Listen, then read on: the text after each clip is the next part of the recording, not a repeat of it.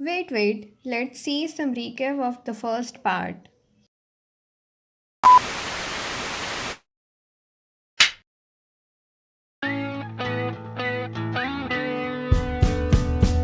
હર Krishna everyone, કેમ છો બધા? મજામાં ને? તો સ્ટ્રેટેજી વિડીયોના ફર્સ્ટ પાર્ટમાં તમે બધાએ મેથ્સ, એસએસ અને સંસ્કૃતની સ્ટ્રેટેજી સાંભળી લીધી હશે. અને જો તમે ડાયરેક્ટ સેકન્ડ પાર્ટ જોવા આવ્યા છો તો સૌથી પહેલાં ફર્સ્ટ પાર્ટ જોઈ લેજો, પછી આ સેકન્ડ પાર્ટ જોજો. આ વિડીયોમાં સાયન્સ, ગુજરાતી અને ઇંગ્લિશની સ્ટ્રેટેજી હું શેર કરવાની છું. તો સૌથી પહેલાં શરૂઆત કરીએ સાયન્સથી. તો મારી પાસે સાયન્સની જૂની જ ટેક્સ્ટબુક હતી કે જેમાં બધા જ ચેપ્ટર હતા, અને જે પાર્ટ કટ થઈ ગયા હતા તે મેં સ્ટેપલર મારી લીધા હતા. અને બસ. તો ચાલો, અનુક્રમણિકા તો તમે જોઈ લીધી. અનુક્રમણિકા મેં બધા ચેપ્ટરના ગુણભાર લખ્યા છે કે જે વિદ્યાકુલના લેક્ચર્સમાં અવેલેબલ હતું. તો તેમાંથી જ મેં બધા ગુણભાર લખ્યા છે. કયા સેક્શનમાં કેટલા માર્ક્સનું પૂછાય છે તે લખેલું હતું. અને મેં અમુક ચેપ્ટરના જે હેડિંગ હોય છે ત્યાં પણ મેં ગુણભાર લખ્યા હતા કે કયા સેક્શનમાં કેટલા માર્ક્સનું પૂછાય છે એ રીતે. અને આન્સર્સ જેવી રીતે એસએસમાં મેં અમારા ટીચર જે આન્સર લખાવડાવતા હતા તે જ મેં ફોલો કર્યા હતા. એવી રીતે સાયન્સમાં પણ અમારા સર જે હતા તે કોઈ વખત અમને આન્સર લખાવડાવતા હતા કે જે સરને એવું લાગે કે જે ગાઈડમાં અલગ વાક્યરચના આપેલી છે કાં તો પછી એ સમજ પડી શકે એવું નથી, તો તેમાં એમણે અમને આન્સર લખાવડાવ્યા હતા અને એ જ મેં ફોલો કર્યા હતા. અને સાયન્સમાં મોટે ભાગે મેં પણ સાયન્સમાં પણ ગાઈડનો યુઝ નથી કર્યો ઘણો.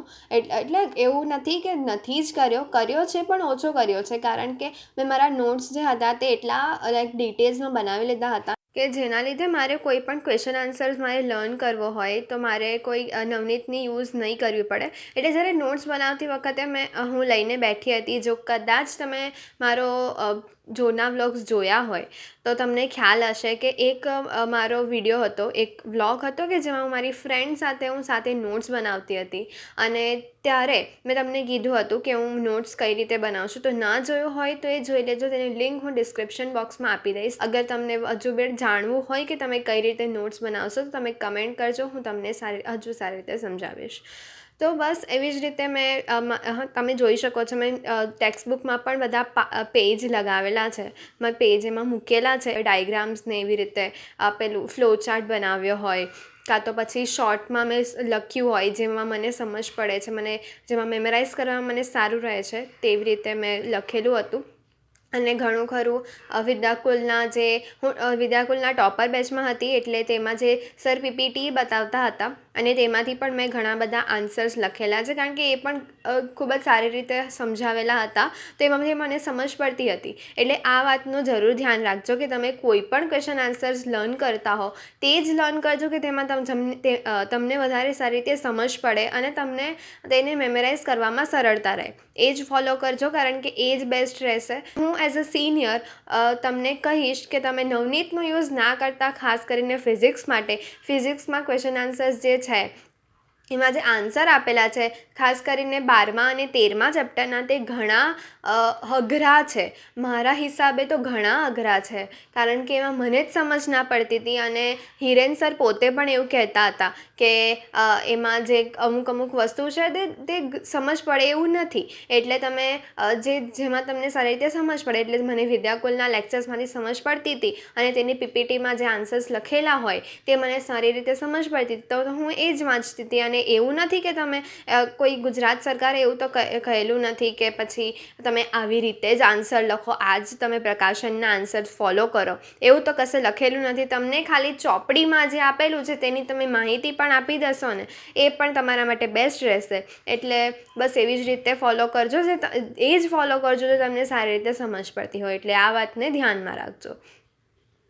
તો સાયન્સ થયું અહીંયા કમ્પ્લીટ. તેના પછી લઈ લઈએ છીએ ગુજરાતી. તો ગુજરાતીમાં મેં સૌથી પહેલાં હું છંદ બતાવતી હતી કે છંદના મેં બહુ જ સારા નોટ્સ બનાવેલા છે. તમને જોઈતા હોય તો કમેન્ટ કરજો, કારણ કે એ હું માનું છું કે બહુ જ સરસ છે અને તમને ખૂબ જ સારી રીતે સમજ પડી જશે. આઈ નો હમણાં તમને છંદ નહીં કોઈ શીખવશે. તમને જ્યારે તમારી ફર્સ્ટ હાફ યરલી એટલે દિવાળીની આજુબાજુ આઈ થિંક તમને ચલાવશે છંદ.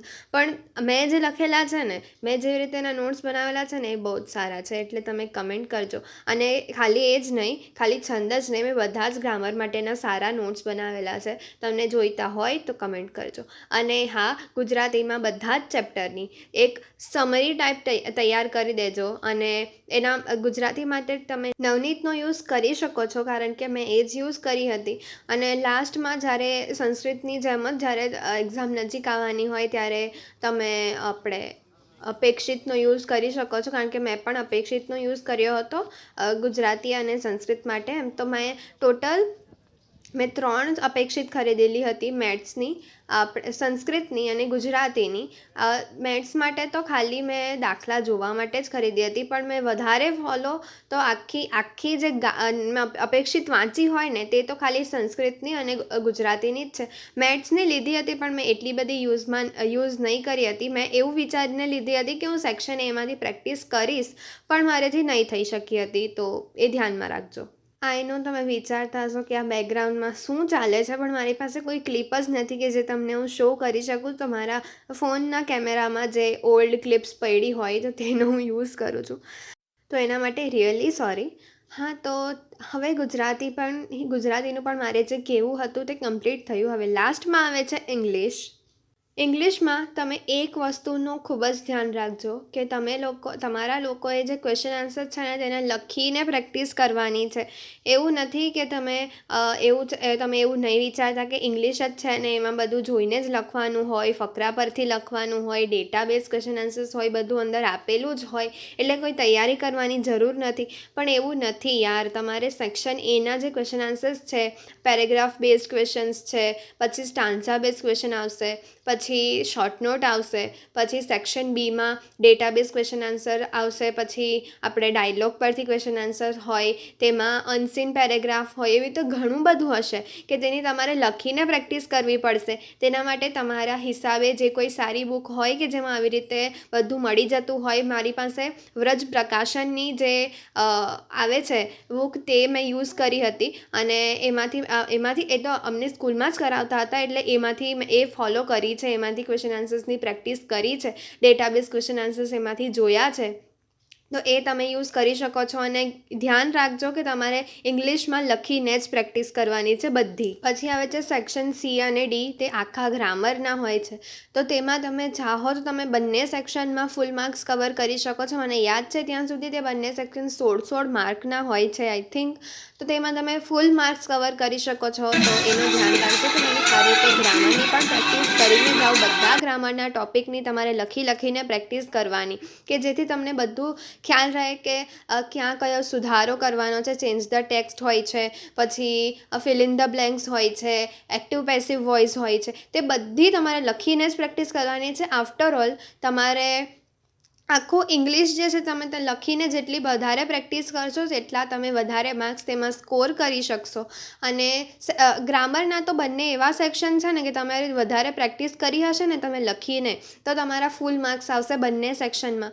મારા બંને સેક્શનમાં ફૂલ તો નહીં, પણ એટલીસ્ટ મારા ઓછા માર્ક કપાતા હતા. એટલે 16 માર્ક હોય તો 15 માર્ક આવી જતા હોય, યા તો 14 માર્ક આવી જતા. નાની ભૂલના લીધે થોડો ઘણા માર્ક કપાતા હતા. પણ હા, મારા એવું તો હતું કે મારે ફૂલ માર્ક્સ એટલીસ્ટ હું સ્કોર કરી શકતી હતી.